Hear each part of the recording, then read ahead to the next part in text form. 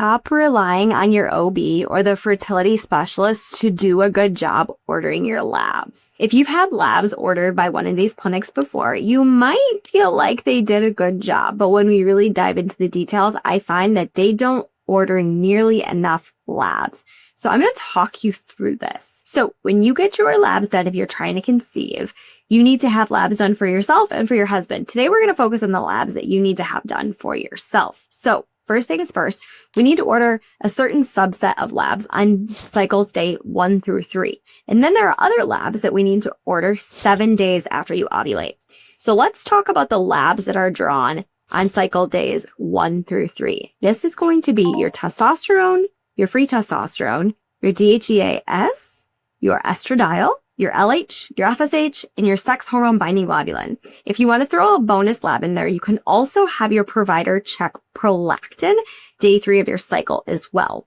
When you're checking prolactin, it's very important that you go first thing in the morning before a lot of activity, preferably before 9 a.m. So to back up a bit, prolactin is the hormone that helps us to secrete milk. That's our milk-making hormone. When we're trying to conceive, we don't want high levels of prolactin. So those are the labs you need to have drawn on cycles day 1 through 3.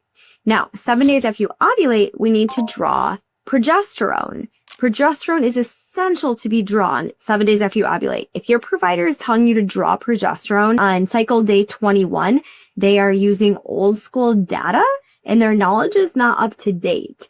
We are not all textbook. Every single one of you listening to this video is not ovulating on cycle day 14. So drawing your progesterone on cycle day 21 doesn't make sense. We need to tailor the labs toward you to make sure we get the best data that we need. So let's break each of these labs down a little bit further. Let's start with those cycle day 1 through 3 labs.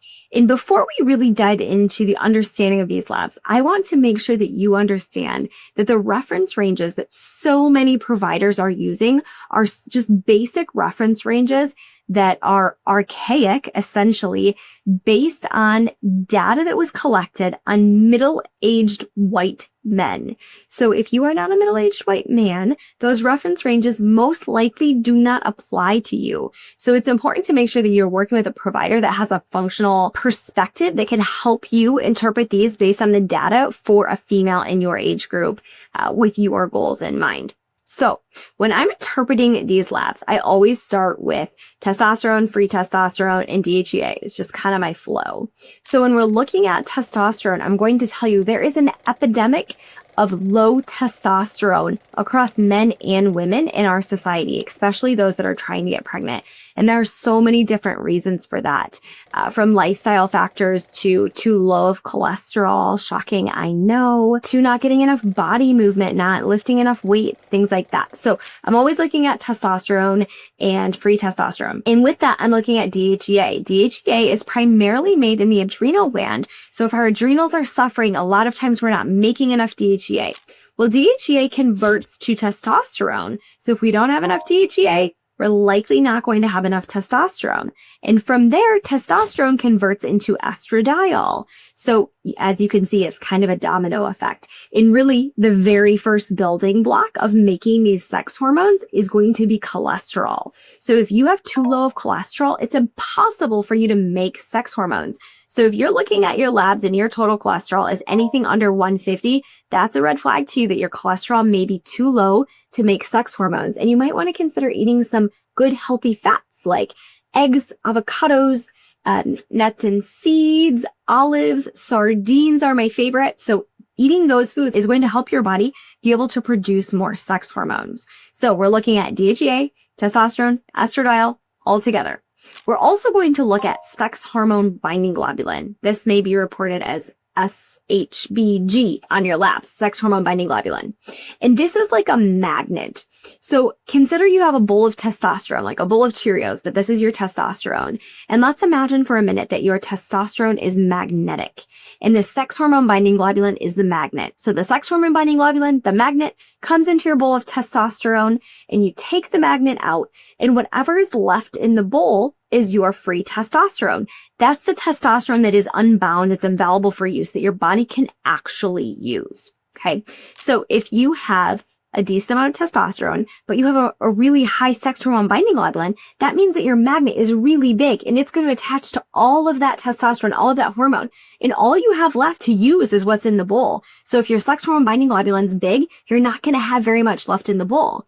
Now on the flip side, if your sex hormone binding globulin is very low, you're going to have a lot of testosterone left in the bowl, and that might leave you feeling symptomatic. So maybe you're having some irritability, some excess hair growth, a lot of acne, hair loss, like male pattern hair loss on the top of your head. So that is a really important piece to interpreting these labs.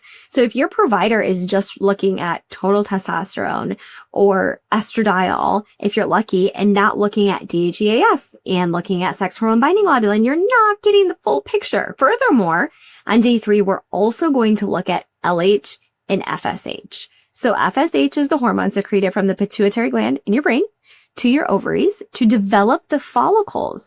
And interestingly, the developing follicle is what secretes estradiol. So if estradiol is low, it can also be an indication that egg quality is poor. So FSH is causing the follicles in your ovaries to develop. LH is the hormone from the pituitary to your ovaries, telling your body, sending that signal to ovulate. It's time to kick out that egg and send off ovulation. So we're also looking at LH and FSH on cycle day 1 through 3. Now, in a perfect textbook world, your LH and your FSH would be the exact same number. Oftentimes I see them very close. Maybe once or twice in my career have I seen them actually to the decimal the exact same number, but we want them to be very close. When LH is double of FSH, that can be an indication of PCOS. So that's just something to keep in mind as a little fun fact there. So that is primarily what I'm looking at on cycle day 1 through 3. Like I mentioned, additionally, we can also look at prolactin. We want prolactin ideally to be under 15.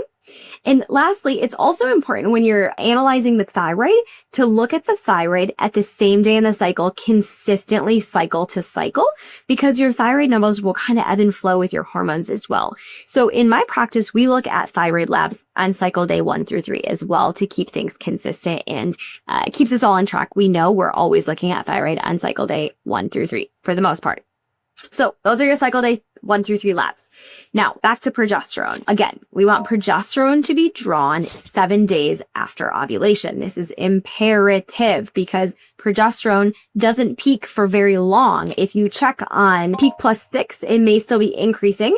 And if you check on peak +8, it might already be down on the decline. So we know how important it is to check progesterone on peak +7. It's also important to note when we are interpreting progesterone that we really need progesterone to be 15 or above, ideally even over 19. So a progesterone of 5 indicates that we did ovulate that cycle. Anything less than 5 on peak +7, we most likely did not ovulate. Over 5 indicates that we did ovulate, but for good hormone output, we really want to see that progesterone over 15. So anything 11 and above, I will have a conversation with my clients and say, okay, we don't have terrible progesterone output. There are some holistic things that we can do to support your body's ability to secrete progesterone. Progesterone suppositories are something that you may want to consider, and that's something that you can talk to your prescriber about. Anything under 11, I really have a serious conversation with my clients about getting a prescription for progesterone suppositories. Not because I don't believe the body can heal. The body can most certainly heal, but it takes time. And a lot of the women that I'm working with want to get pregnant pretty quickly, and they don't want to wait the duration of the time that it takes essentially to heal the adrenals so that the adrenals stop stealing progesterone to make cortisol. That's a video for a whole nother day. But we call it the cortisol steal. Cortisol steals progesterone, and that is a significant reason that women experience lower progesterone. So again, progesterone, peak +7, we really want to see those levels over 15. Closer to 19 is even a little bit more ideal. So when you are working with your providers, if they're not ordering your labs on the appropriate days in your cycle, the information is a little bit irrelevant. We need to see your labs on the right cycle days in alignment with the data so that we're able to best support you, give you the best recommendations, see how your body is functioning. The other thing is a lot of providers don't know how to actually interpret this information, and they're just using the reference ranges that are provided to them on the LabCorp, the Quest lab sheet that we get back after we order someone's labs. And that's just not sufficient. Again, those reference ranges are based on middle-aged white men. And if you're a female trying to get pregnant, those lab reference ranges don't apply to you. So again, just reiterating the point of how important it is to work with a provider that knows how to interpret those labs for you. And here we're just talking about a little subset of the labs that I order on my clients. When I'm working with someone trying to get pregnant or not, we're doing a laundry list of labs. We need to check for autoimmune conditions. We need to check inflammatory pathways. So that would be like HSCRP and homocysteine. We need to look to make sure that you're detoxing appropriately. How's your kidney function? How's your liver function? Are you micronutrient deficient? Are you vitamin D deficient? Are you anemic? What is your thyroid looking like on a deep level? It is not sufficient to draw someone's TSH and call it a day. We need to take a deeper dive into those labs, and we need to say, okay, this is what their TSH is. This is what free T3 is. This is what free T4 is. Free T3 and free T4 are what's actually coming out of the thyroid. TSH is just a signal from the brain to the thyroid telling it how to function. T3 and T4 are what are the hormone coming out of the thyroid that your body is actually using. Fun fact for you, the thyroid secretes mostly T4. It has to be converted out in the body to T3. So T4 has 4 iodine on it, and T3 has 3 iodine on it.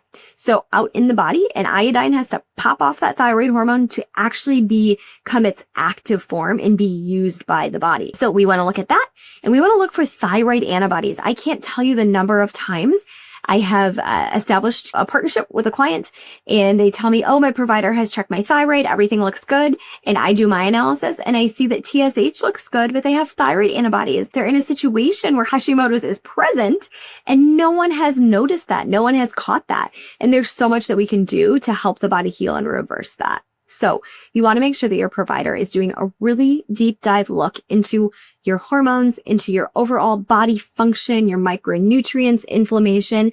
And that is how you get a very thorough, well-rounded workup for infertility in terms of labs. So I'm really curious what your experience has been. If you've gone to a provider, if you've had labs drawn and you left feeling like they did a lot, but now you're realizing, oh, maybe they didn't do a lot, leave your comments below. I'd love to support you, have a conversation about this, see what your experience was like. Thank you for hanging out with me today, listening to this video. I hope that you have taken something away, that you have heard information that can be very helpful to you in your journey. If you are interested in learning more about how to interpret your labs, my lab reference guide is available to you. So there's a link in the comments below in the description of this video. You can click on it. It'll take you to my site where you can grab a copy of that lab reference guide. Thanks for hanging out with me again today, and I'll see you on the next one.